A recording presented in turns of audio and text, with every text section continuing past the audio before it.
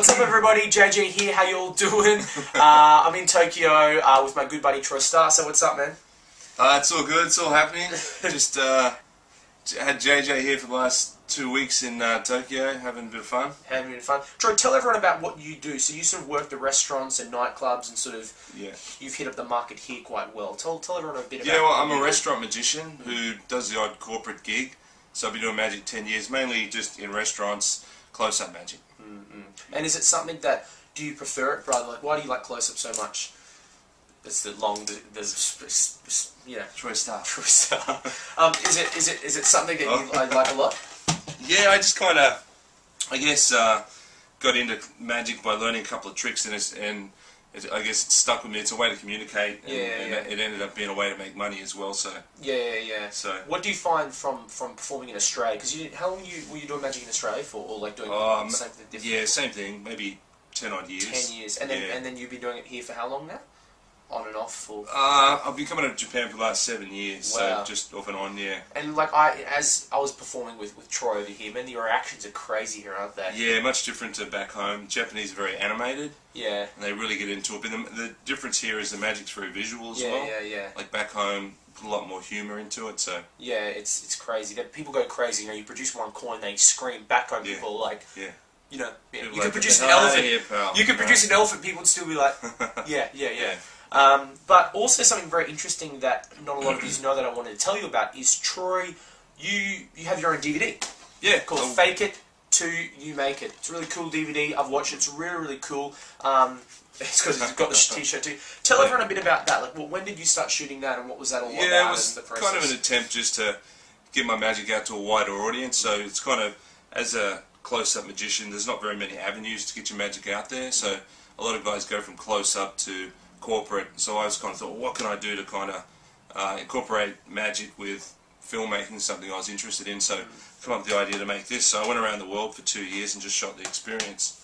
And like it's got some really good. It's basically your not struggle, or your basically your life as a magician. It just follows the journey of the ups and downs of travelling and putting it all together. I self-funded it and kind of met some celebrities along the way. So who are the celebrities you met?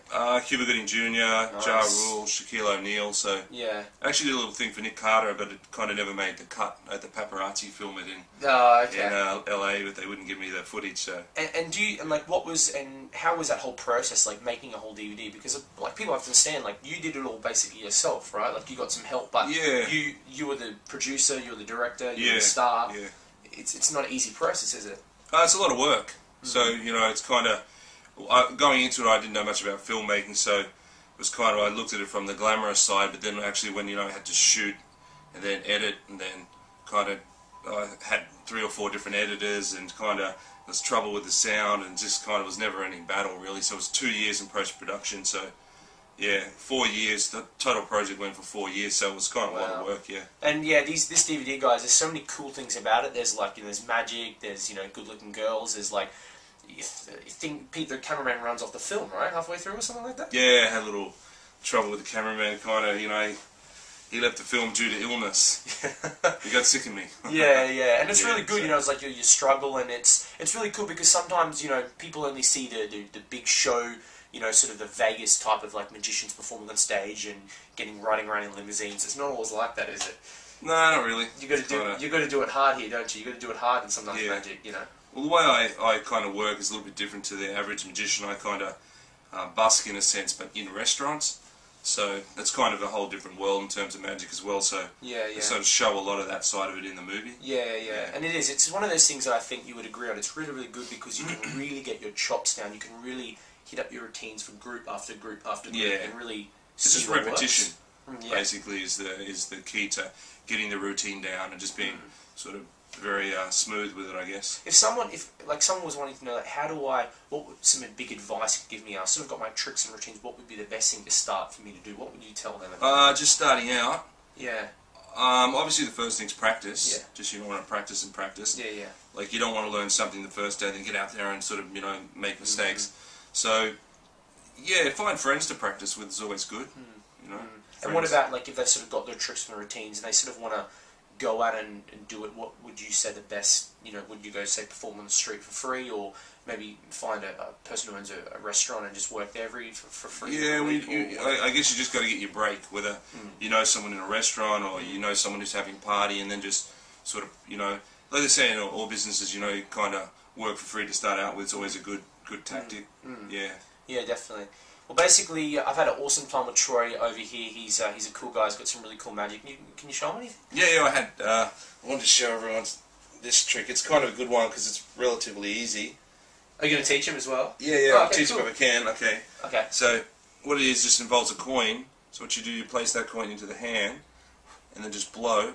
Which hand? So maybe you can ask the audience which hand it's in, and So it's this one. usually they'll say this one. So it's just not this one.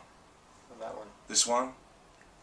Bang. Nice. Ha Cool. Alright, so the explanation, Explain. under the watch. Yeah. Okay, so it's pretty easy, so And you need a red watch, otherwise it won't you don't work. need a red watch. You don't need a cool The Red cool Baron cool Yeah. watch. You don't need that Red So Baron. the deal is they wear a watch. Yeah. Okay. Then you... So if you've got the sleeves on, bring the sleeves up so, Okay. so it's all fair. Okay. And then you're going to show, you know, this side, Yeah. and then turn the hands back. Nice. So when you turn the hand back, it's kind of like this one goes here, down into there. But you want to bring the hands back as Yeah. if you've actually put the coin in here. Yeah, nice, So just nice. simulate that movement as if it goes in, and Cool. sneak that down, and then bring it down.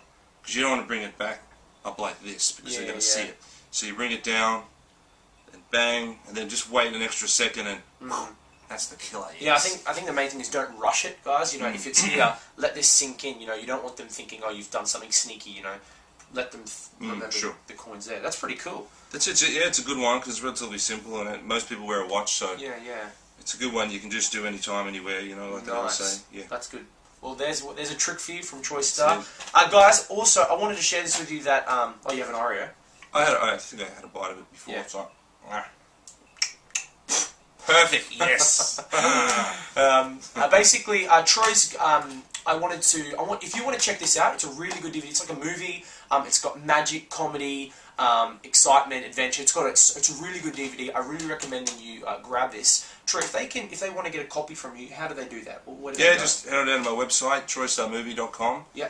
And just The link should be mention here or here. Troy Star Movie. Yeah, just mention JJ or Free Magic Live, and Yeah. they're normally $30, so I'll hook you up with a copy for $20. So And just chuck in postage and stuff. mention JJ. And Troy will organise it for you. But yeah, guys, really recommend you pick this up.